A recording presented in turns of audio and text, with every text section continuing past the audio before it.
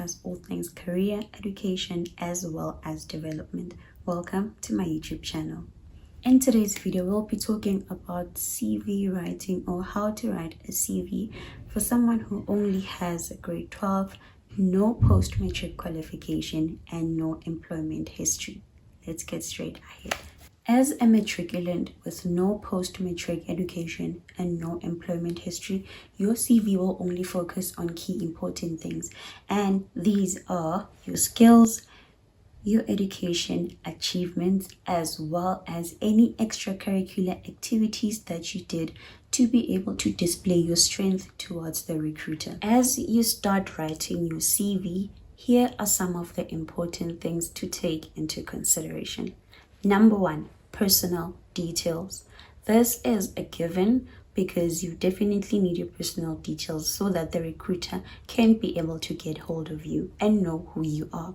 First things first, you will have your full name at the top of your CV and in bold, and it is spelled correctly and clear for the recruiter to see.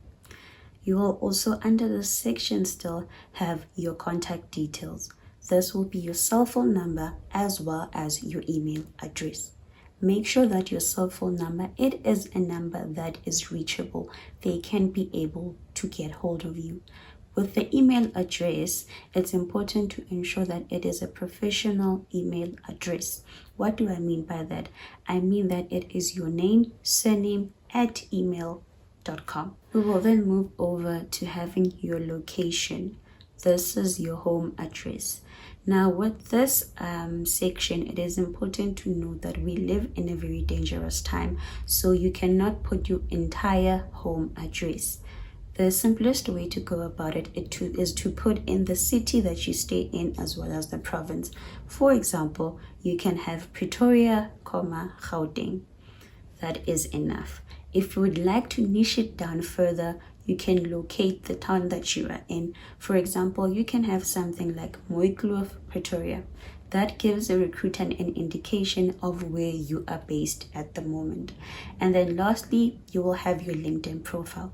If you do not have LinkedIn at this stage, I suggest that you go ahead and start creating your profile. But if you already do, then go to your profile and pick up the link that leads you to your profile. Copy that and paste it into this section. That way we are done with your personal details. That is enough. There is no need to go further into your gender, your sex, your religion, and all of that. No, that is not required. Keep that section short and simple. Remember, it's your name, your contact details, your email address, your location, as well as your LinkedIn profile. Let's move over to section 2. Point number 2 is having your career objective. This has to be very short and impactful. Remember, it is still the early stages of your career, so you wouldn't necessarily have much to say under this section. What is a career objective? This is a statement that clearly defines your objective in this journey. It will clearly state who you are, what you possess, and what it is that you want to contribute or what you are looking for. For example, you can have a very short statement like hardworking and motivated matriculant with strong problem-solving skills and a passion for learning, seeking an entry-level opportunity to gain experience and contribute positively towards an organization. That is very simple, that is very short, and already it provides a glimpse of what is it that you are looking for. Let's move over to point number 3. Point number 3, we will have your skills. If you are someone who was experienced, for point number 3, I would put education. But because you clearly have no form of working experience, we put in your skills. So here you will list the key skills that you believe that you have. Make sure to list them in bullet point, and also they should be relevant to what you currently have and what you are applying for at the moment. With skills, you can have so many broad of skills, and you can have something like your communication skills. You can list your interpersonal skills, your problem solving skills, Maybe you are good with numbers, you were good with mathematics in high school. You can also have that as part of your skills to showcase to the recruiter that this is what you have. Have these simply put in bullet point form. Thereafter, we can move to the fourth point. Point number 4 is education. I believe this section will be very simple because, as stated, this is dedicated for matriculants. So for this section, you will have details about your matric. You will have the school where you did your matric, the year where you completed your matric, and you will list that it is a national senior certificate. For this part, for some people it is a preference, but if you do not want to, that is still okay. You can list the subjects that you did in your matric.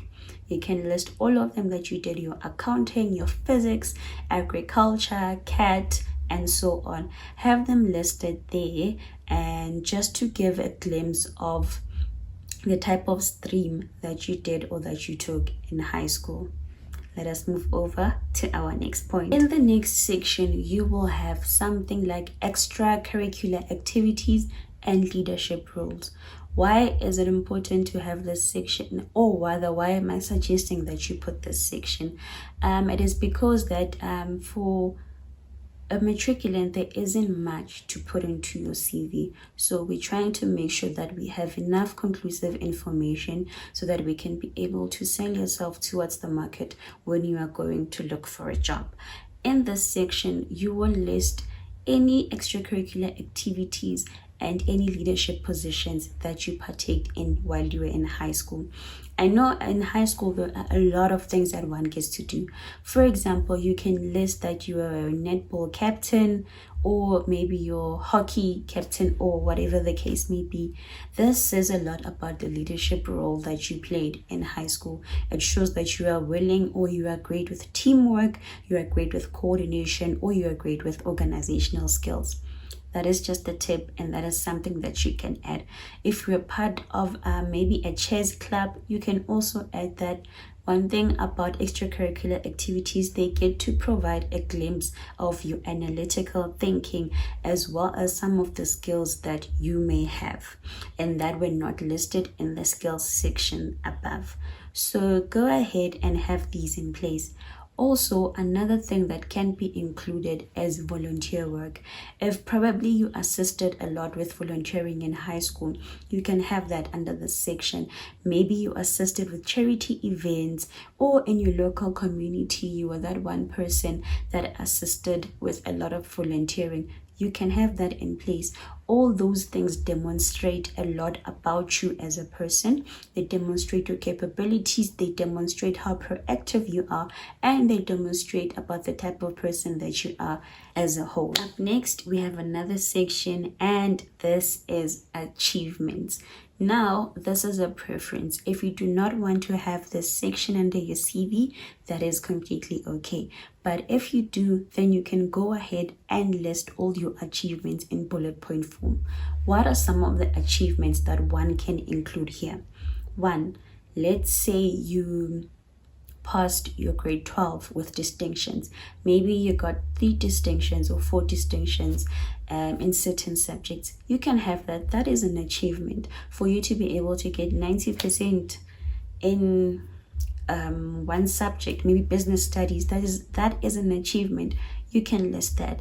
Also, maybe you were part of the hockey club, and ever since you became captain, the team has been winning, and they've been winning tournaments and cups and so on. You can have that also as part of an achievement. Probably you were a head girl and you became a prefect numerous times in high school. You can list that. Remember, the key important thing to take note of here, it is to be able to sell yourself to the recruiter, to sell yourself to the hiring manager, and to demonstrate effectively what it is that you can contribute to the organization. So by listing all these things, it gets to provide the hiring manager with some key skills that you do have, and rather some key skills also that you are able to take on. And lastly, we are going to have the one and only section, which is references. As for someone who just finished grade 12, you might be thinking that, but I haven't worked, I would not have references. There is always a reference. If you are just someone who finished high school, some of the references that you can include, one are your teacher. You can include your teacher, but make sure that you ask for permission before you do so. And make sure that the teacher that you are including as a reference in your CV is a teacher that you have a relationship with, a teacher that knows you well, and a teacher that can be able to speak on your behalf. Always ask for permission before you list someone in your CV as a reference. If not a teacher, you can have a principal. Some people do have relationships with the principals of where they did their high school. You're more than welcome to also have them. Or if not, you can also have a mentor. I know there are people that within the school, they do have a mentor, or within their local communities, or even at home or at church or in other activities that they partake in. They do have mentors.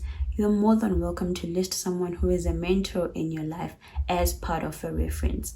If not, the last option that you can also have is to maybe include your coach. With all these extracurricular activities, remember all those activities that you listed above? You probably had a coach or a trainer or someone that taught you all these things. You are also more than welcome to list them as a reference in your CV. Once you have all of that in place, your CV will look something like this. If you would like a template of the CV, please let me know down below, and then I will create a Google Drive link and so that you can be able to access it. Lastly, just a bonus tip, keep your CV simple and concise. Use professional formatting, ensure that it is ATS compliant, and also avoid unnecessary details. If you feel like it should not be there, then definitely it should not be there. Always put information that is necessary for you to get that phone call. Thank you so much for watching. Please do not forget to like, comment, and share this video. Leave a red heart down below so that I can see that you got to this end of this video. See you in my next one. Bye.